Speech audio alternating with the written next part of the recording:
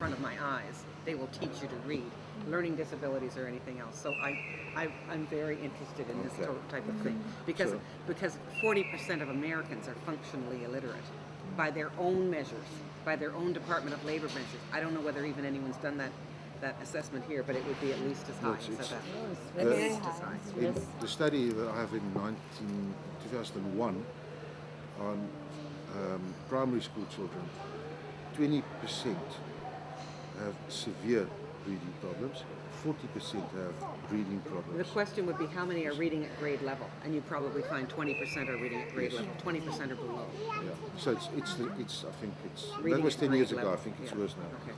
So just I think one of what you need to understand is what the key competitive advantage or our approach that we have is we've got a list of skills that we know if you develop those skills and work on those cognitive skills, you create proper fitness for reading and learning. So we've got this matrix of here's a list of skills and here's a list of exercises. And what we present in the classes are based on that matrix, and it really works. That's been refined over the last 20, 30 years to see what works. If you go to a gym to exercise, every gym's got equipment. The answer is not in the equipment, the answer is in the program that you use when you use that equipment. Yeah. So in terms of intellectual property, which people steal from us quite often, there's a risk from a Who huge has risk. the intellectual property and what is it? Is it That's this patentable? matrix, it's Yeah. copyrighted. And who developed it? It was developed by Dr. Strader in the middle 80s in South Africa as a preparation for school readiness. How do you get your kids school ready? And he said he needs to have these skills. He then applied it for children who struggled and said, but it works. Why? And then the whole theory developed to say there's foundational learning skills that needs to be automated before you can learn. So in terms of that program, we've got a computer program that's based on it. It's called CompuBlocks. The program that you present in the group is called AudiBlocks. We now developed a sort of a study method schools, which is called Study Blocks. So the whole AudiBlocks is the company, and all the other products is branded in the same manner. Reason being, if you work with children that cannot read or learn, what instrument do you use? And we use colored blocks in the beginning to get them to a point where you can start working with letters and colors. So I think just lastly, before I go into the business model part, it's not a technique that we teach, it's exercises. It's mental cognitive development exercises. And do they actually attend a class? And do you actually Yes. have teachers who are qualified Yes. through EduBlocks? Yes. Do they need to be trained teachers? Not can they- necessarily. I'll get to that resource. So the typical model that we have is, and I'll make it a small model for this purposes, is you can visualize a room of 20-25 square meters. On the one side of the wall you've got 3 computers, and the other side you've got 3 tables with chairs. And while 3 children work on our computer programs with headsets, the teacher will present to the other 3 children the group exercises So that it's they a need group to of do. 6 that she A works group of 6. After half an hour they swap around, the children. with. So 3 go there and 3 go Yes. there. And then the third half an hour you use reading and spelling, which is the application. And they all go together? They all go together for the So application it's a process. 90-minute. It's a 90-minute Once a lesson. week? At least once a week. Depending on the assessment and how severe the issue is, we might do twice a week, sometimes 3 times a week. To get what you need is at least 60 to 120 hours of teaching, depending on the severity of the issue, to get the child past that point.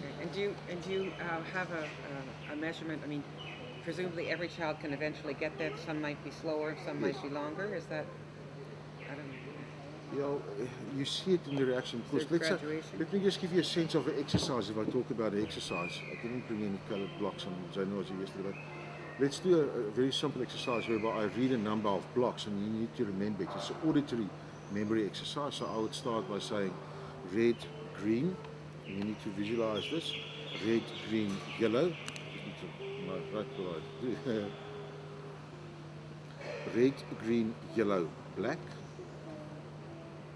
Red, green, yellow, black, blue. Red, green, yellow, black, blue, white. Okay, let's stop there. Can anyone repeat this? See if you Red, can. green, blue, black, yellow, white. What was the last color? White. The first color? Red. Middle color? Red, green, blue, black, yellow, white. Was black. So, just to give you a sense, now, if you continue to, this is 45 minutes of mental exercise doing these type of activities. So it's memory muscle that it's not a technique. So in that class, what we're saying, it's an analogy for me is soccer. You need to dribble the ball, kick the ball, head the ball. That's basic skills, foundational skills of soccer. The game is when you play soccer. In our case, we say these are the basic skills, the game is reading. So we apply, usually with 30%. 60% you do the foundational skills, 30% you apply it with reading. So your model is that you've got 2 sets of 3 children swapping around, hour and a half class, and I'm contemplating looking at the pricing. At the moment, parents pay R100 per class for an hour and a half instruction. My bigger model can take up to 16 children. We have a computer room with 8 workstations and a classroom of 8 tables and chairs. So, So what's the obviously cost now to get in? It's a lot, eh? Can I give you one? I think Is very it? much. For me, I don't think so, because I've got a daughter who needs help, and the schools have been trying to take No help for her? The Not schools in haven't. Bigville. Not in Bigville. So you would pay R100, 400 Rand a month, I will be because without it, your daughter's going nowhere in school. for me. Because for normal extracurriculars for kids are, at least 200. For just a half-hour class, that's maybe like ballet or something. It's like 200, 280 Rand a month. For something like reading that's critical. In the smaller towns, the price usually for that type of classes is 80 Rand an hour. An hour and a half, 100 Rand is fine. I mean, we have parents, it's sometimes very difficult in this industry. In Cape Town, Zainu just told me again about a mother that works an extra shift or 2 a week.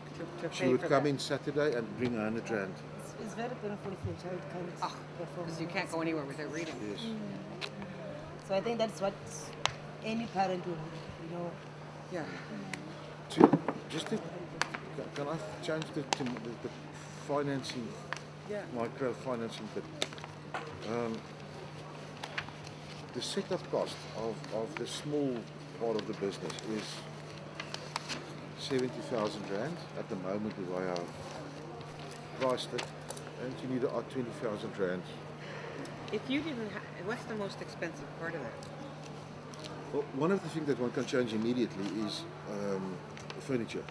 If you get a place in a community that you can use the furniture that's currently there, community hall, requirements, safety, work with small children.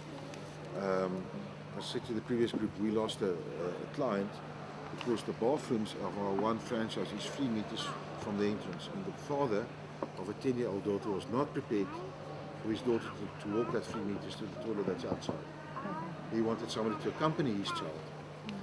And although we know it's quite safe, and I've now arranged for a security guard to be there on those specific days. So safety is a crucial issue for us in terms of the children that we work with. This is page 9. Okay?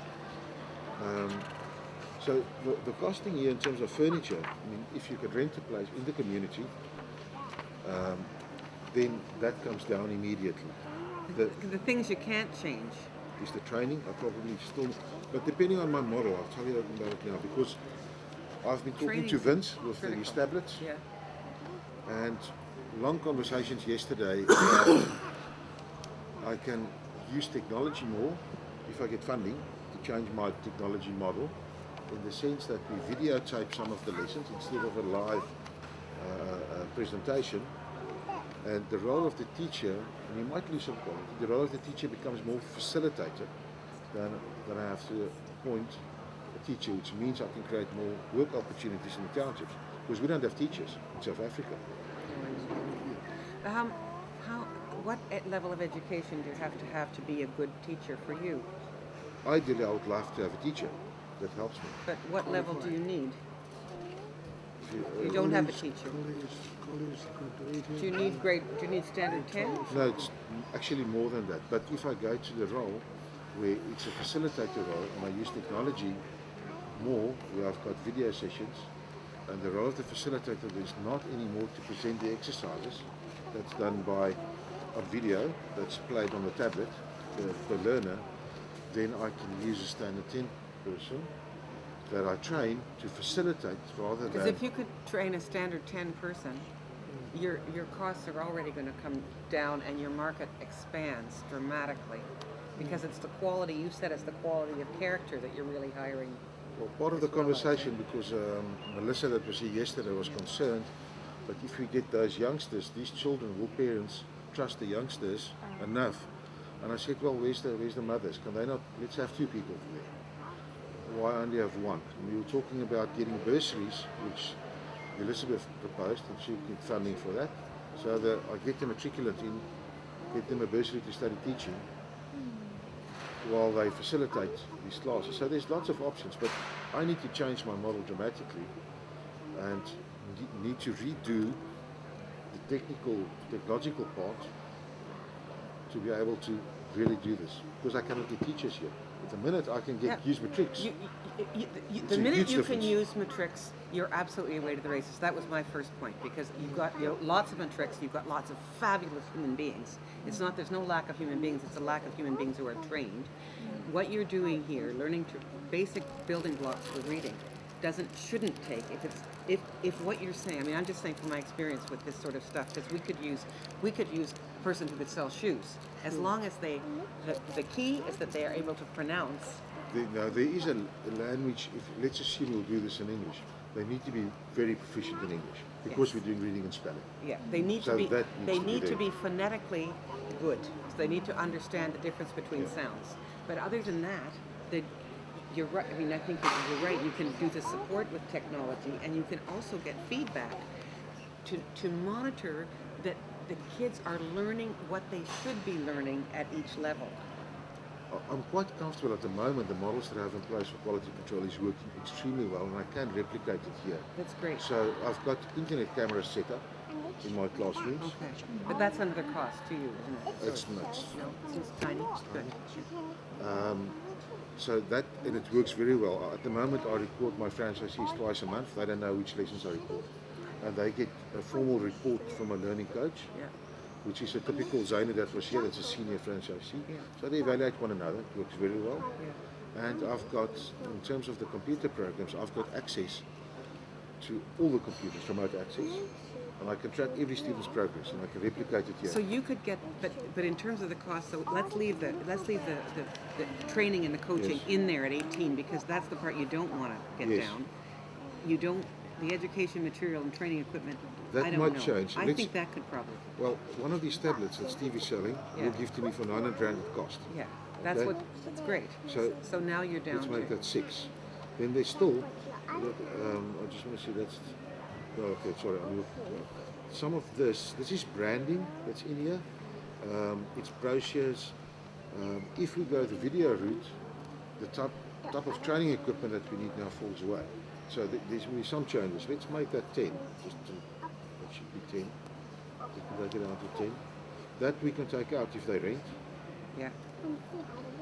And that will probably be, let's make it 15 to be conservative. Then I've got my camera, etc., etc. But you're not, at 90,000, you're not in the market that we're talking about. That's my problem. Yeah. That's why I'm saying I need to go this route. Yeah. But there's flexibility in here depending on how many tablets I give, because that's 1,000 Rand a shot. But if my point here is, and this is where I really need your type of input, this is about volume.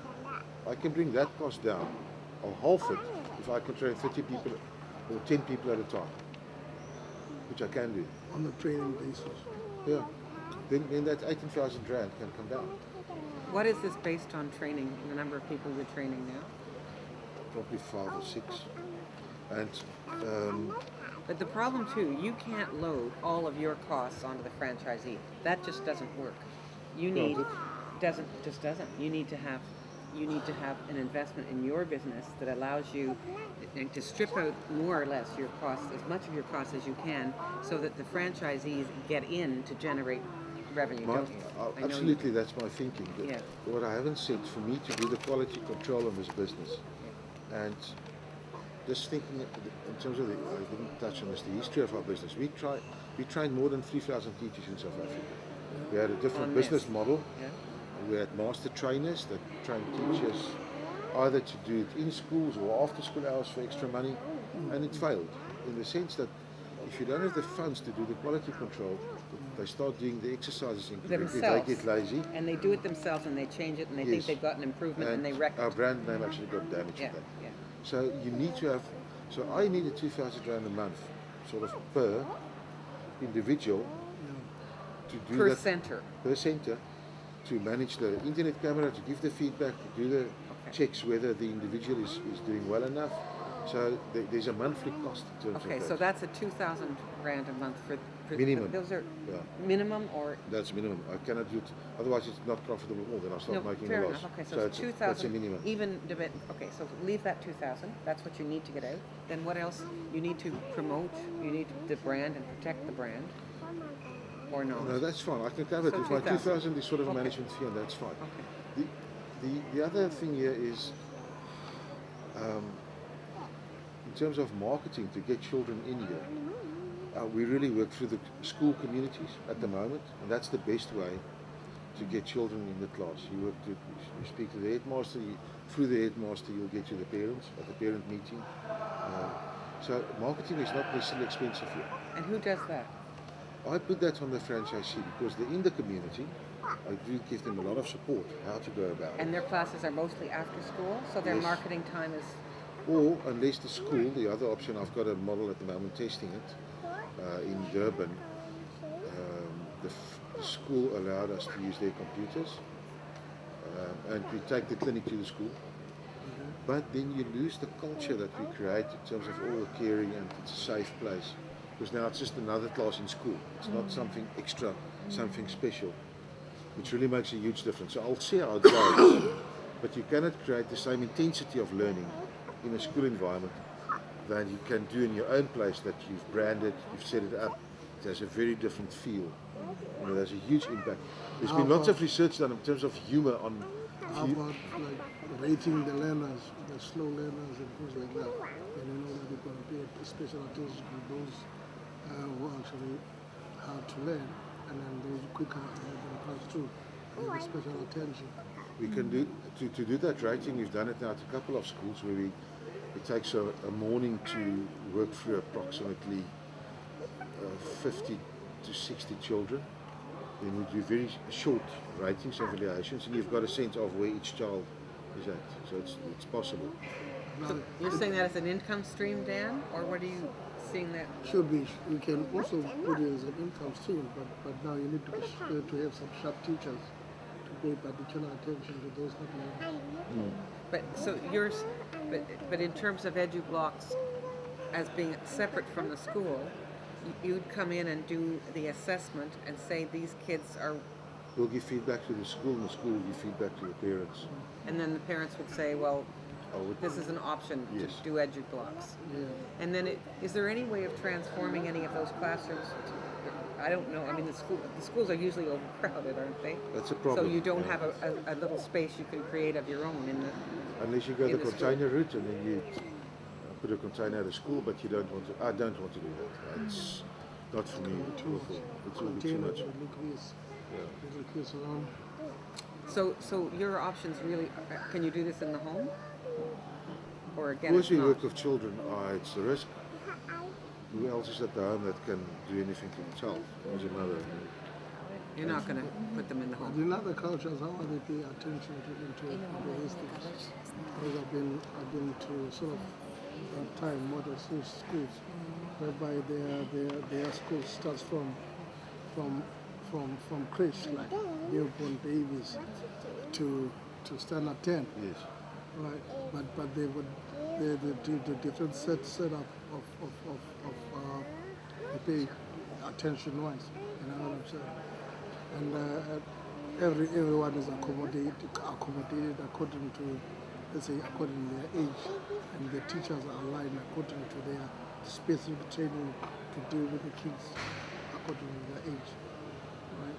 So now you, as you are grading or grouping the kids, you group them, and then with a relevant teacher to work in there. And I look at it as a nice model of schooling, because you arrive in that school it's from 6 months, but now you stand at 10. You've been in one school forever, so everything of yours is there. That school is you. Yours is like you grew up there, you know. And the teachers, they know everything about you because you grew there. But if ever you're talking about that model in the township is totally different because the preschool is actually there. And I'm not very sure if ever they are rating the performance of the preschools. Now, unfortunately, my kids actually refuse to have them educated in the township because I'm the product of the township. I know the hardships of things and the challenges that actually I encountered as I grew. I didn't want my kids to be subjected to this. So when I was from the college and I did my practicals to Model Cs, so I was, wow, is there any kind of this kind of education system? It is very much developmental in terms of molding a better person. Now the environment of the township really is not conducive if ever we have a final product in the end. I see. But I don't know. That was a long time ago, you know. Long time ago. Is there a physical space in the township where kids would be safe outside the school? Because this is outside the school. Yeah. Is there a physical space that I mean, you know, at a shopping center or whatever? Are there places where kids would be safe in a room with a woman or two? It's not going to be more than two. It'll be one. It'll be one woman with 6 children. That every day, let's say from 3 until 6. That's two. really it. Yeah. 2 till 6. In the evening, she might have high school kids. But then again, it's also lighting problems. Are anyone going to go out at night? Like what spaces? I know there's a little mini mall going up in Kailicha where there would be space there if it were you know what VPUU is putting up. Yeah. You know I'm sure that place. Yeah. Is that a safe space for something like this to go into? It is safe. It is safe because wherever VPU has got a kind of a building structure, they've got a securities there 24 hours. And so it's safe in the sense that the security is there. Yeah. And then secondly, maybe the people of the community who are going to be using that facilities. This is basically based on the African culture. They happen to own that center, making sure that there's nobody. That it's safe. Yeah. So the number one concern in townships for something like this is to have a safe environment, because it's not going to happen in a home. Not going to go into somebody's home. The kids aren't going to go. The mothers aren't going to go. Yeah. So it has to be in a community protected, community owned facility. So that's the first step. And then for that one, it's a security issue. We need to kind of have the security risk analysis of the environment. And how are we going to break it up? How are we going to cut it up? So let's say 250,000 people in one quarter, next quarter, making up roughly 1 million people. But now he said, what about if the area gets saturated? It can never get saturated. Why? Because the stuff that the people are buying is not only going to be used for here, but it's going to be funneled to the Eastern Cape. Yes. You understand? Yes. Now, if you look at in Newcastle, you've got Madadeni or Sisweni in Natal. They also have got people that, most of them are Sutus. So they're going to be sending it out to the mountains. You understand what I'm saying? So every township is a microcosm of a bigger area. Now, that's the bigger area will be the actual focal, because there's no power there. There's power here. We can see the spider webs here. Yeah. So there's power here. You understand what I'm saying? But if we can stop those spider webs, it'll be a number one. But we're never going to stop it. Let's be real. We're never going to stop it because people want to run two-plate stove. People want to run at this, and they can't run it from solar. It's going to be too costly. But they can still funnel the stuff to their home. That's where the money is. The challenge if you do go to the rural area is, my village, where I'm speaking is mud. It's mud huts. And so there are cement. So the installation will be different. Like, it won't be just like you can't just drill it in. There'll be some sort of beam or whatever There'll on be the a roof system, but because it'll be there is a different, roof. Even if it's thatched, Uh-huh. normally you'll find that on a thatched roof you've got poles and beams coming down. Uh-huh. You would use a stainless steel wire. We supply some as well in there that goes through this panel at the back and ties around the beam tight. So it's very difficult to get it off. You'd have a job to break the stainless steel wire. It's very difficult to cut. Never mind pulling Yeah. it through. Okay. And another thing in the rural areas as well, they run stock files exactly the same as you run stock files. Oh yeah, we have them. They're all over. Now, to give you an example, what Malawi, the guys in Malawi do. The councillors and the members of parliament don't work the same as you. There, your MP or your for that area is somebody that's on the ground. They're there, and if they don't deliver, he's out straight away. Now, what they do is they come around, and they all decide this community we're going to raise funds to get power for the people here. So they all put in, especially around harvest time. When the tobacco and the tea and all that stuff gets harvested, and they put that money into a fund. Into a bank, which draws interest. And then in 3 or 4 months' time, they make one big purchase for that area. Then they go to the next community. That's the way the guys are operating at the moment. So it's community-based. That's why it's imperative to get the community involved. Because from there, not only is it going to, because that our whole idea is to keep the money in the community. That's why we want the franchisor to be a community member. So that money gets circulated in that tumble dryer there, in the washing machine there. That's the way we're looking at it. Another thing that I'm looking at is that these systems are upgradable because of, as we said, some people would like in the future to have these two plates or two plates attached to this thing. Then can you probably trade this one in for something bigger there by you, or how do you do that? My vision,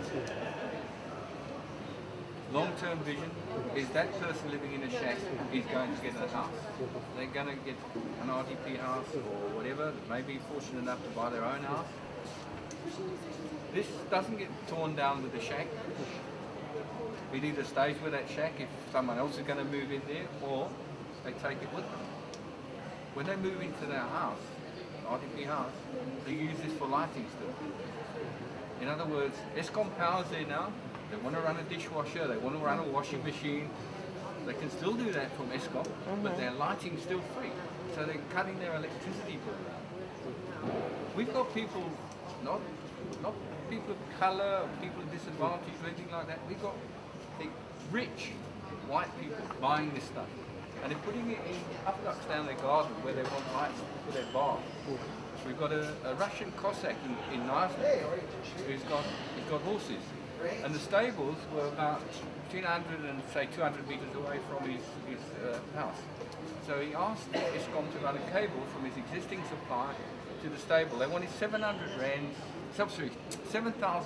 to run it. We saw him, we were down there and he was looking after us. He was putting us up while we were down there going into the township.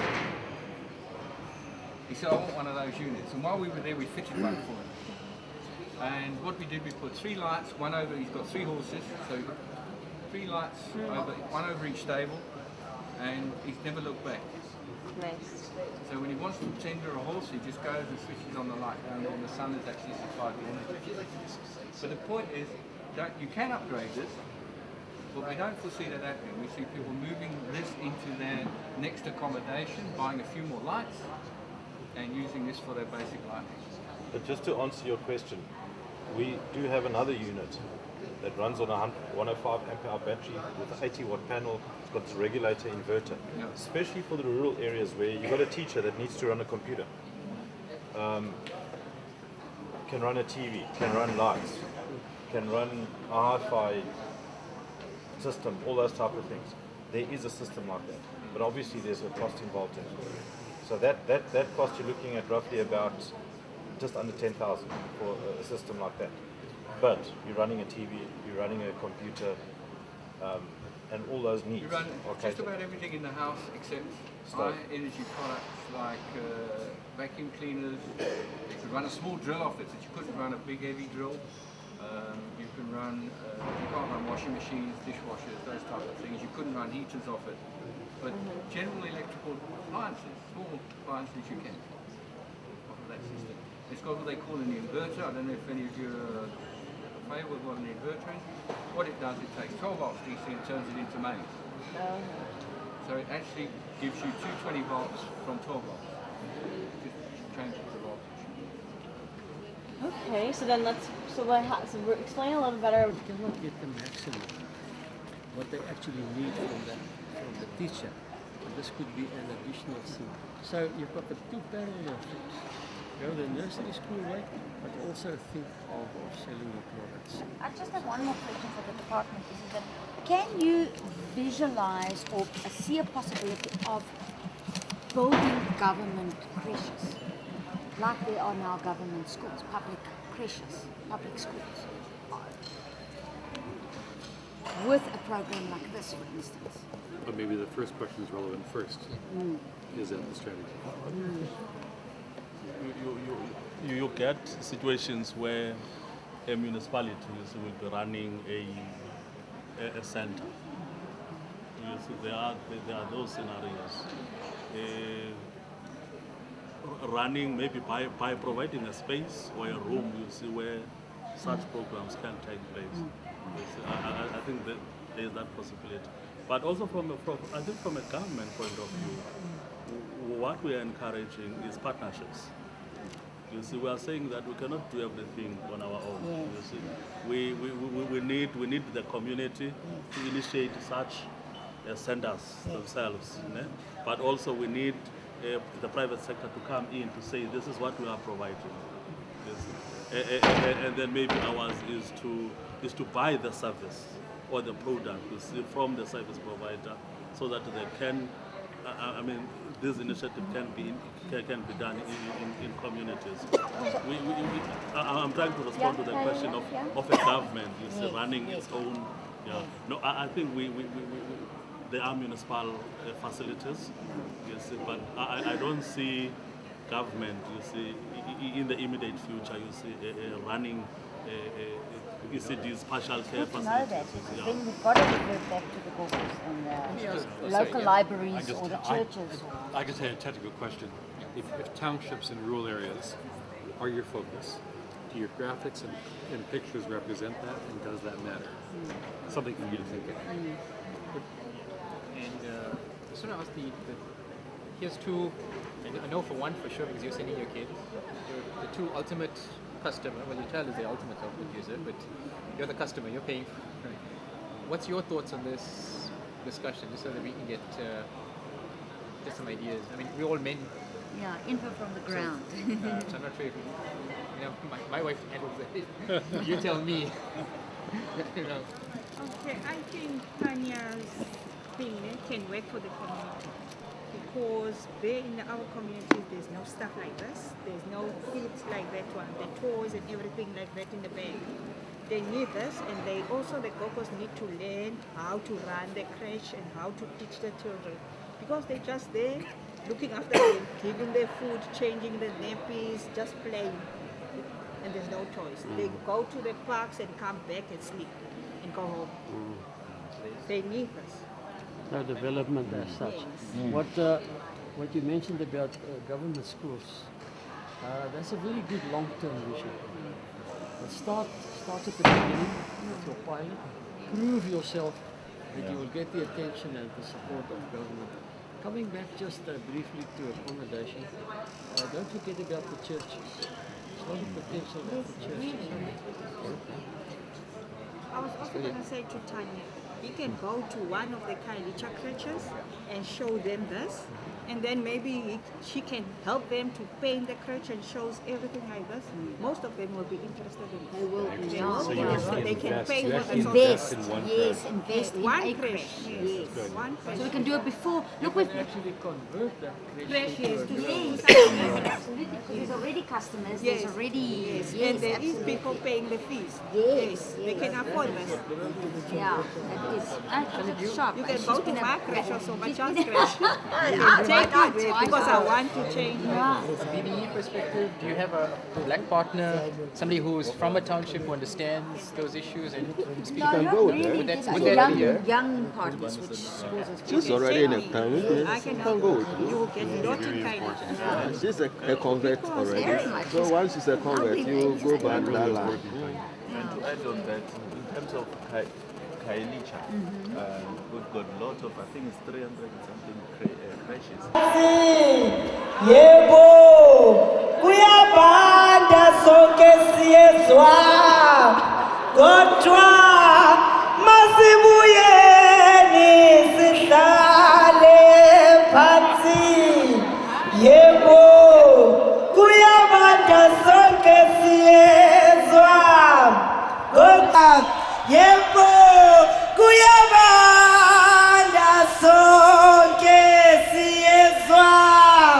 Hayibo, masibuyeni sihlale phansi. Hayi, masibuyeni sihlale phansi. Ha, masibuyeni sihlale phansi. Hayibo, masibuyeni sihlale phansi. Thank you, Niali. Wow.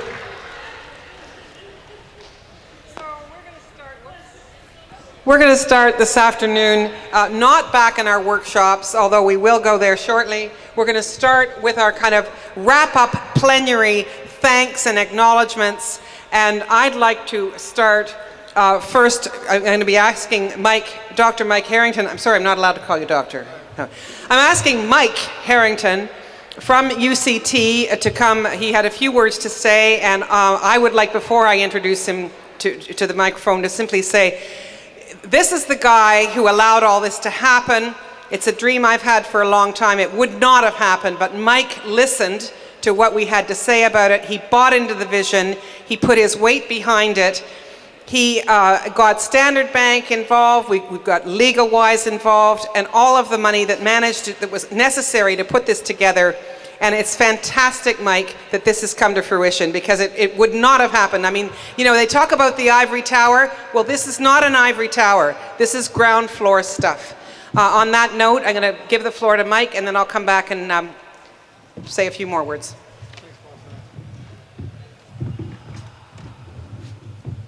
Well, good afternoon. It's always the worst time to speak is on a Friday afternoon after lunch. You know, everybody sort of tends to go to sleep, but it's been wonderful. What to me has been magnificent is just feeling the vibe and listening to people talk about how excited they are.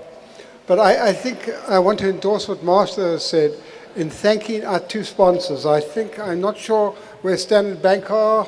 Have they disappeared at the stage? Nomsa Mabusa. She's had to go. Wonderful sponsors. I never forget sitting down with her one morning at the business school and saying to her, this is what we want to do. She said, I love it. Take it as read. We'll give you the money. It was just like that. And then I also remember going up to LegalWise, and it was the most wonderful hour that we basically spent with them. And they said, well, we'll think about it, and we'll get back to you. And it was about 2 hours later that Leslie actually just sent us an SMS saying, done, the money's there. Probably it was already in the bank at this stage. So LegalWise, thank you very much indeed. It really is great. Your support has been fantastic, because without those two sponsors, we wouldn't have been able to do this. The business school has always been passionate. Thank you. The business school, I think, has always been passionate about SME development. because that's vital to us in South Africa. If we don't develop SMEs and we don't create employment, we're in big trouble. And I think everybody recognizes that. I think the most important thing that I can leave you with this afternoon is don't just leave it as it is. You've got to follow through with this. You know, we can take this not only from Cape Town, we can take it throughout the whole of the Western Cape, throughout the whole of South Africa. In fact, I think there are opportunities to roll this out into the rest of sub-Saharan Africa. So we need to do this. And it needs everybody's help and guidance and enthusiasm and support. I really do thank you for coming. It's been a wonderful 3 days. Thanks to the people that have organized it. Thanks to the people that have come a hell of a long way. I can see some not looking forward to their flights back home, but it's great to have you here, and enjoy the rest of the afternoon. Thank you very much indeed. Thank you. Thanks, Mike. There's a couple of other really special people that we haven't recognized personally together to date because they've been running around. Leslie was up here earlier, but would you please come up? Helen and Leslie, Helen Clute and Leslie Haynes. These are the guys who did all the work around selecting the businesses this year, okay? And it's been a long process. It started, Leslie, probably in March. It's been going on from March until August. So these are the reason that these are the people who found the sort of 14 businesses, 15 businesses who came. Now next year, we're hoping for a whole lot more than that and a much broader spectrum of businesses. So anyway, I say thank you because you did a heck of a good job getting who you got. Tremendous work. Helen, and you both worked together. I know Helen was very instrumental in publishing the case studies. This is the case study book producer. So really fantastic job, both of you. It's been a long, many months. Well done. And another person we will hear further from, you've seen her darting around. She has been the face of the Townships project since this time last year. Jayashree Padiachi. Jayashree will speak to you. What I would like to share with you is this amazing journey that I have been on. From the day I was interviewed on Skype by Martha from Canada, and I was recruited over Skype to actually spearhead this in South Africa. You know, it has been so good getting everybody mobilized and getting stakeholders involved in this process. I have learned immensely. It has been such a growing experience. I've met some amazing people that have been that have seen the potential of what it is we have put together here. They've shared my passion, and there's some people that have really worked so well with me and supported me, and I'm really grateful for that. It's been all those efforts that have been put together, those collective efforts that has actually materialized here over these 3 days, and there's been some challenges, as there always is, but I think if I look back on these 3 days right now, I realize that this process was brilliant. Everything that has come out of here, you know, the people that have come to me and the feedback that I have had from this has been amazing. It has been more than what I have expected. I must give special thanks, and not because she's my boss and not because she's sitting here, but I would like to say a very big thank you to Martha for taking me on to work on this project, for believing in me and believing that I would take this through and make a success of it. So I would like to tell her thank you for teaching me everything that I have learned on this journey. It has been lessons that would take me very far. It's been a brilliant learning experience. To all of you out here, I'd just like to say thank you for being a part of this. Thank you for responding to my invitation and to making this successful. This has just been the starting point. I think we've just prepared the platform to where we would like to take this initiative. So thank you for being here and making this a successful venture today. Thanks so much.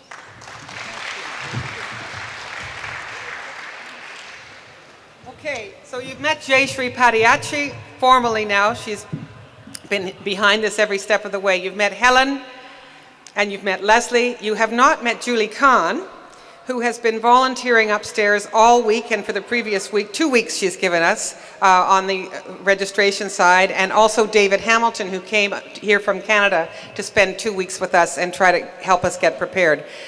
Both of those people on a completely voluntary basis, and without their help, I don't know where we'd be. So then there's a whole lot of other people who I'd like to acknowledge. The workshop facilitators, who have really done a fantastic job, guided by Sebastian Matthews and by Natasha Matthews. That's Bernie Dolly, Corne Tunison, Methlethleho Nyenyi, and Mumtaz Asmel, Tabani Madondo, Niyadi Nkutha, Melissa Eli, Claire Beesman Simon, Carmen Story, Gord Cunningham from Canada, Coco Cujo, Bennett Twisha, and I'm not going to do that one, Mr. Mavuya. Thanks also to the scribes and the report consolidators. Everybody, people have been asking, will we get a report from this launch? Yes, you will. All of your sessions have been scribed, and we will be reducing those reports to something that we can email to all of you. So that will come out, I hope, in a couple of weeks from Jay Shri.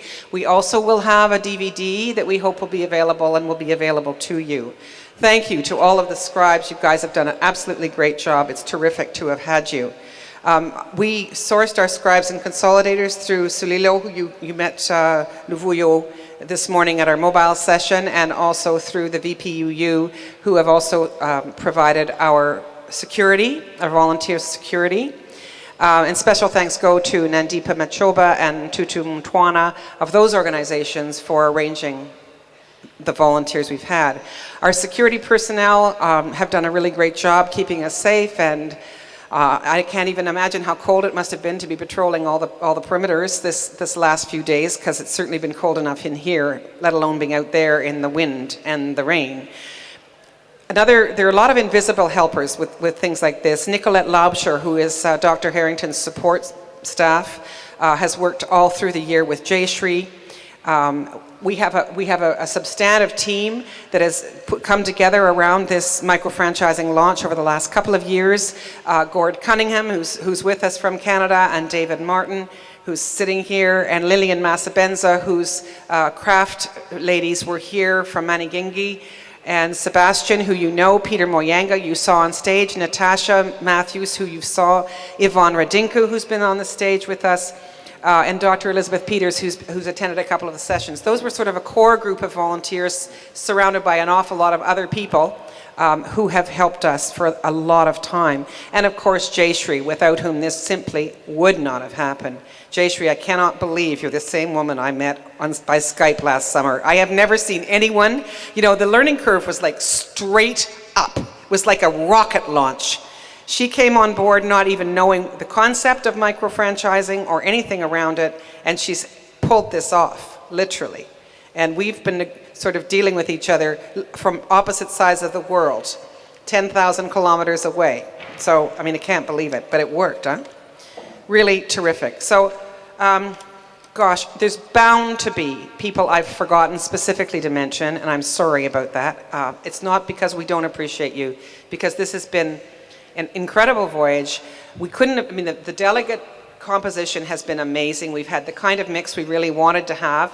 I think that there will be a lot more CSI people here, industry people, the guys with the money here next year, because I think they can come here knowing that we're not wanting to pursue them for money. We're not going to hound them for money. We just want to know where they're coming from, how we can fit together. I hope there'll be, again, a really big selection of businesses here next year, and that soon we turn this into a genuine trade show where you can come and find micro-franchisees who want to buy your micro-franchises. I see that happening, and I want to hear your feedback. We're soon going to break. It's 20 past 2, and we're going to go back into our workshops. Let's make just a very few round tables. I'd like you to settle down, find a scribe. One of the scribes will go to the table, take down what they have to say that's positive, they'd like more of. What are the things you'd like to lose, which may be the timing, that's so strict, who knows. But let's get some feedback. We want to do this again. I've had indications from from the people who sponsor us that they'd like to see this done again, not necessarily on the coldest, windiest, wettest days of the year, but they'd like to see it happen again next year, and they need to have guidance. We all need to have guidance to do it better. So I would just say a great vote of thanks, congratulations. All of you guys have made this happen. We said it in the program. We need your brains, not just your attention, but we need your brains. And I hope that the business owners feel like I do. I got the brain power from every person here and I've learned a huge amount about what we need to do, I think, to go forward in the future. And I hope to keep contributing to this. So on that note, let's scatter back to our tables and let's reconvene here. I mean, it may only take us half an hour to do that. I think half an hour. Bernie's shaking her head. She's pretty good on timing.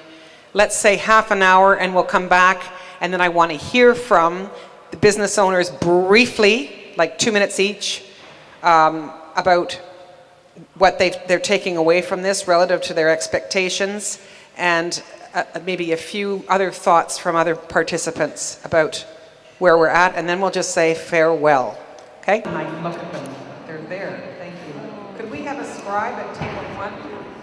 Have us of you not at round tables. We'd love to get your input. That means you, Belinda. We want your input.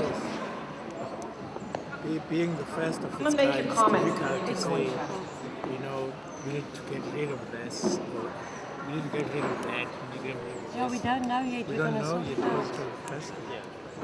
I think it's gonna. But next time, one of the for me, it would be the kind of people that we're talking about here, right? All your comments will go on the record. There needs to be if you have something to say, a 50-50 get it kind down. of balance. Because we're talking about, micro franchising and financing some people out there, right? And when somebody's one of the people said, well, where are those people? And we don't know whether they are here. So we need to have that kind of balance that the so-called beneficiaries, need to be well represented. If that doesn't happen, it will be just a talk show because the people that we're supposed to be reaching, they are not here. Yeah. No, we are not. We're not getting the straight feedback. No. It's like we have a conference on women and 5 men speaking, No,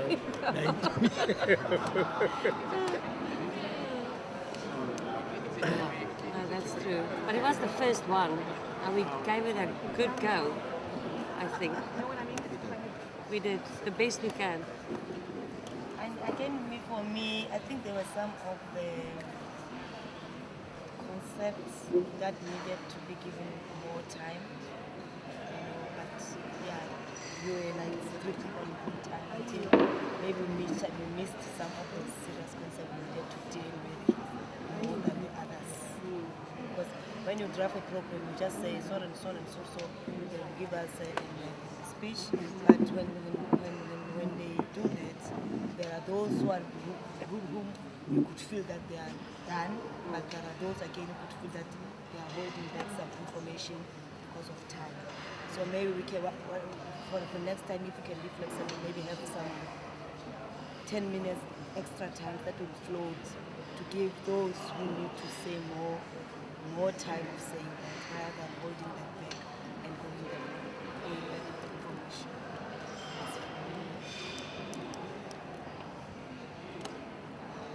I think one thing that's made sense for me is if you look at, you've got all these people up here in the bracket.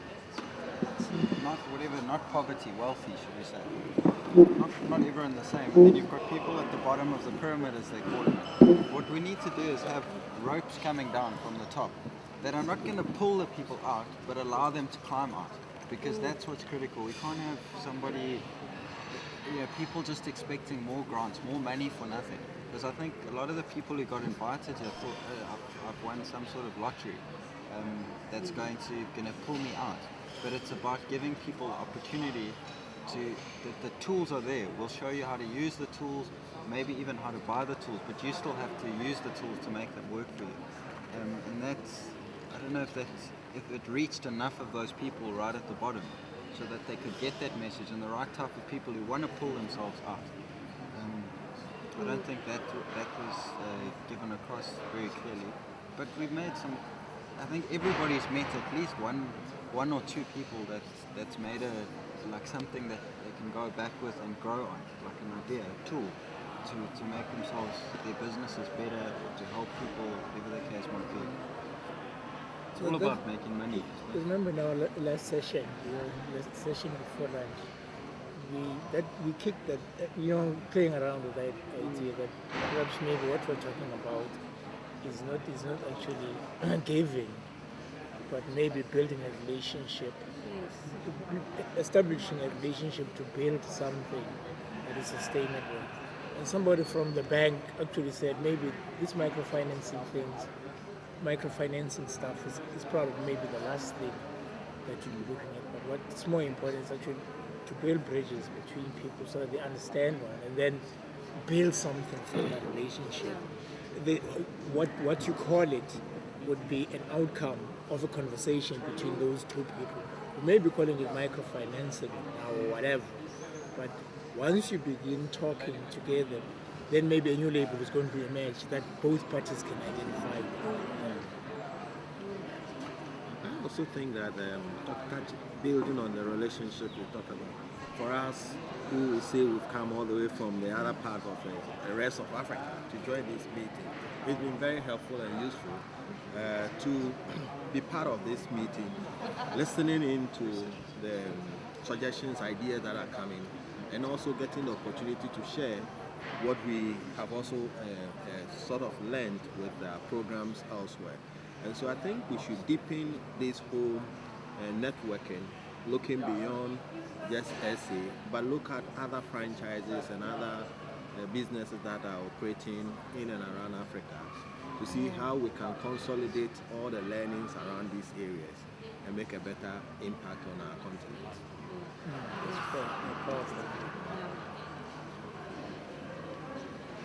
Of exposure, like Obaba referring to say, it's like having a conference about women and only men talking.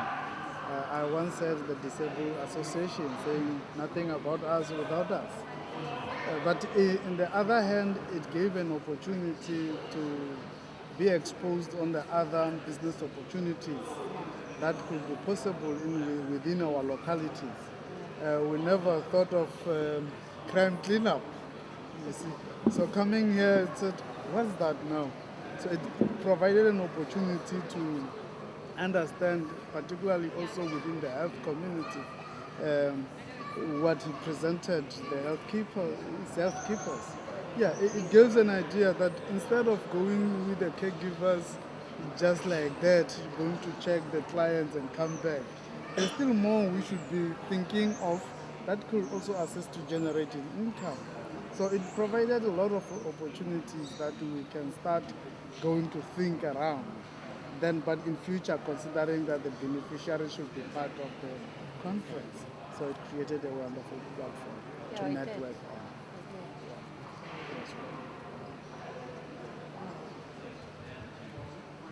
Another thing that they need to take away is the winter part of it.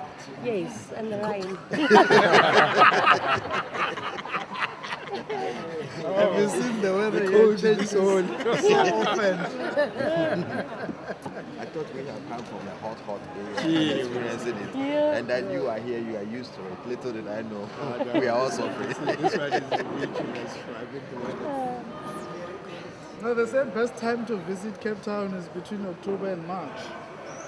So the timing was in. Best weather is in Feb for me. You know, I live in this city. Yeah. Best time is Feb.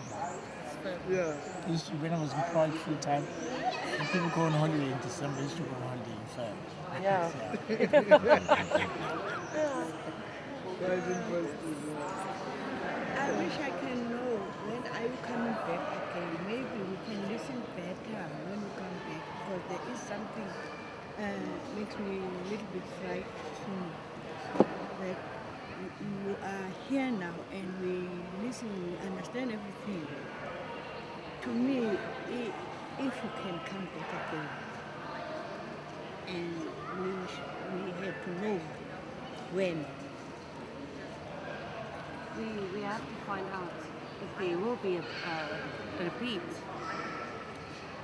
I think No, we will. what Mama is talking about is that we've got this big event, right? It's going to come maybe next year after a year. So if this thing is events driven, is that when we come next year again, it should be like we're hearing it for the first time.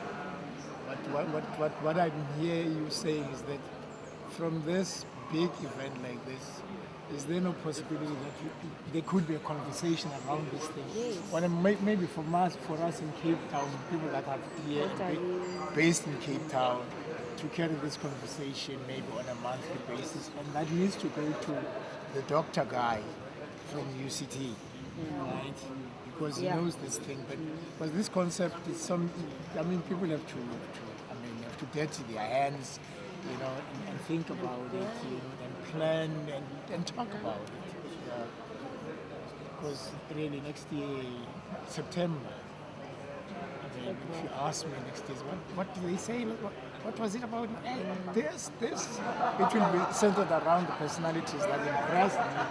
We were talking about. But if it happens on a monthly basis, then it's a topic that I can grapple with. It becomes my day-to-day conversation and language. Exactly. She's completely right. You are completely right. This has to be a monthly ongoing thing, not a yearly thing. Yeah. To make sure that we still keep thinking about it. Because now we're all going to leave and we're all going to do what we do. I think what Mama said is very important because it will also create a platform for those who are willing to do business, to discuss. Because I don't think when you look at this platform, it's in a little bit higher level. But if it will be a monthly base, I think it will work well because they will communicate the way that they're willing to communicate and sharing everything that they need to share. And holding it.